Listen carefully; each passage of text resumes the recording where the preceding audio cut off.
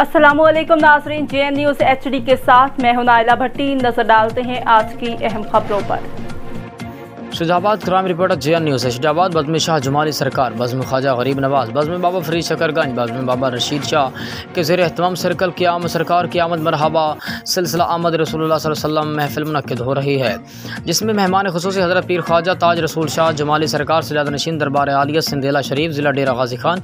इसके अलावा पाकिस्तान जो है मरूफ मशहूर मुकवाल मियाँ फैज़ दादा अपने कलाम पेश करेंगे। महफिल में मलिक मुनीर राय, मलिक ग़ुलाम रसूल सिंधेला, राजा रियाज हुसैन, शेख मोहम्मद काशिफ मुल्तान, मलिक आमिर हुसैन आफाक सिंधला, खान अब्बास सिंधला डेरा गाजी खान, मज़बान राव अली गोहर, अली नवाज़ राव महमूद अली ज़ेशान फरीदी। इसके अलावा शुजाबाद के सियासी समाजी जिसमें राना एजाज़ अहमद नून, साबिका MP राना तलाल एजाज़ नून, शेख अब्दुलबारी शाह जुमाली, साबिका नायब नाज़िम राव तारिक जुमाली, राव आबिद बाकर, राव खालिद सईद, राव जमील मेंबर, हाजी हबीब शुजाबाद।